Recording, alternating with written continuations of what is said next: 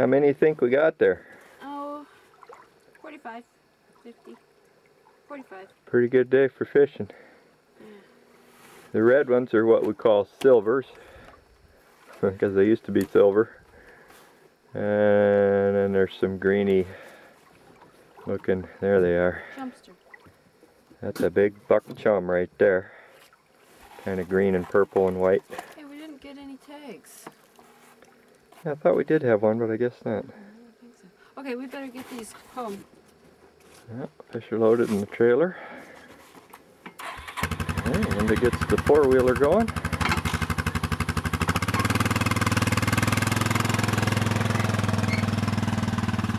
And that's about a quarter mile back to camp. The licking of this, stop that licking of his fin. He licks the fin. The puppies are pretty interested in the fish, and we got to keep a close eye on them, or they grab one, drag it off, and eat the whole thing.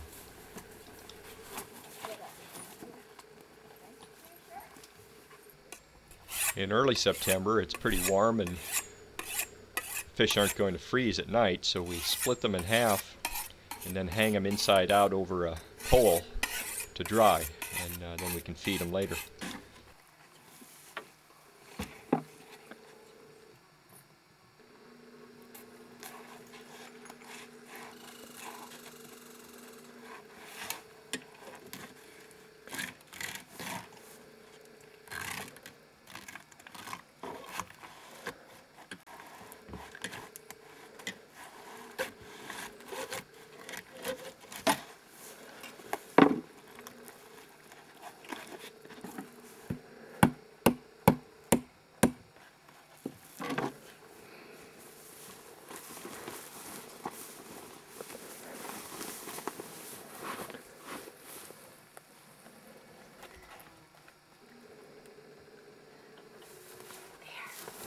That's the first fish we hung this year, and some years we'll get up to 2, even 3,000 fish.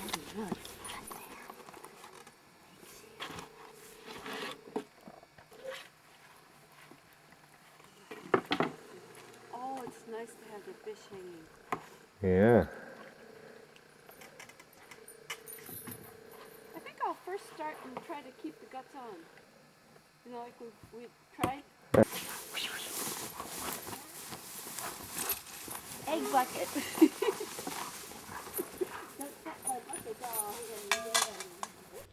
We save the eggs from the females and dry them on poles also, and then feed them as snacks later.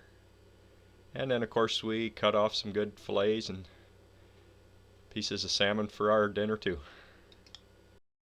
Once it begins to freeze at night, then we can just take the salmon whole and lay them on these sticks, and of course cover them up good with a tarp to keep those pesky puppies and also some ravens out of them.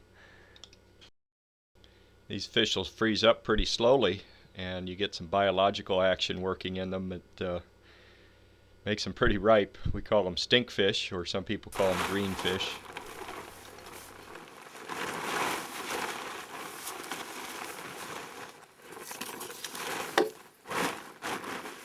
This is not for the puppies.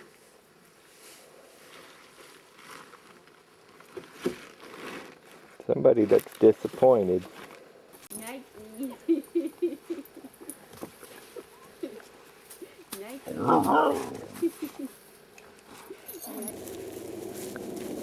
Not Nike toy. We put about 9 or 10 salmon a day in the cook pot, and then early morning get a fire going, and then we cook them up with some rice in them.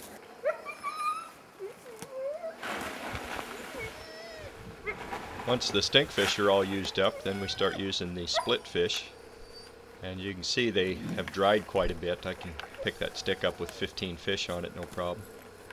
And we just have to flip them over and put them right in the cook pot.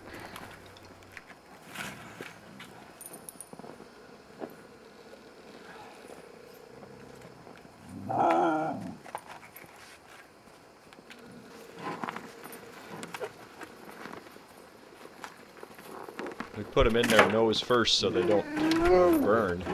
Standing up nicely like that, and as they heat up in the water, they just fall apart.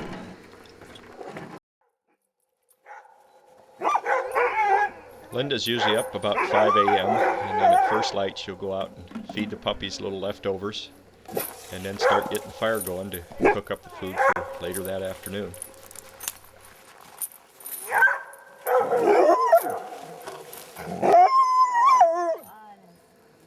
Nike, who's daddy?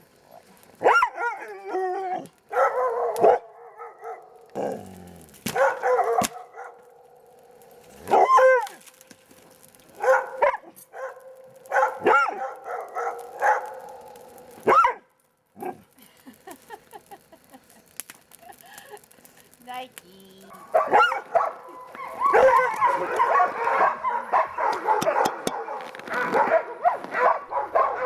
Some of the dogs prefer their food right off the snow like this. It cools off quicker for them.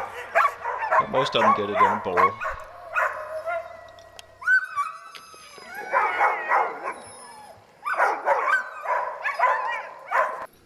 Little Nike's going to save some of his dinner for later.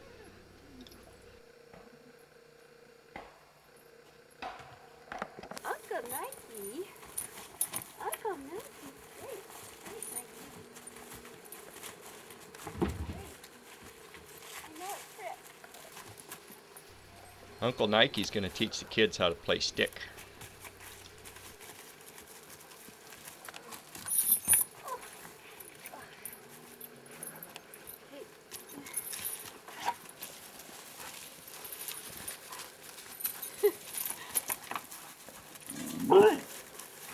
Pocket.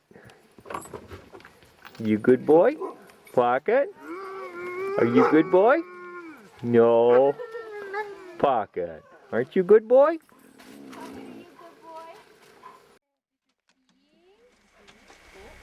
Tanya's an upstream neighbor who hasn't been to town for a couple years, so she stopped by on her way in. to us, Tanya. Oh, this is Gusto. Gusto. Female. A female. She's quite exuberant. She's kind of, I knew her just hours after birth. And this is Buddy, her half-brother. Same dad, different mom. And where are they taking you today? Well, they can both lead, so it's really up to them. They just point their nose and you go, Yeah. That's how it goes, generally. huh? Drive safe, Tanya. I will.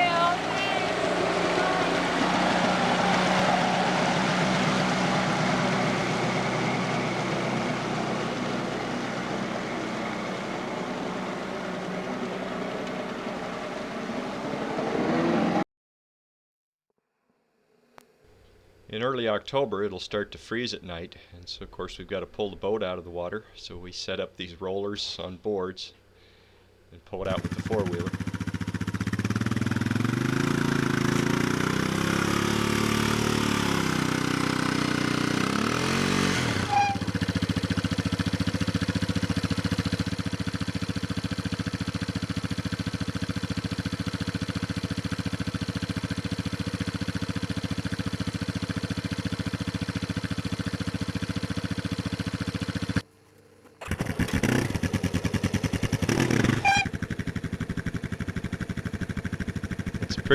Pretty tedious process, but we get it out of there eventually. Usually I just pull it so far up where it's out of the water and then wait for the sandbars to freeze a little better, and it'll roll on those rollers right on the sand. Of course, there's lots of other chores to do around the homestead here. Linda's splitting some kindling for the stoves. We got 2 wood stoves, and then I help out, usually splitting some of the bigger pieces.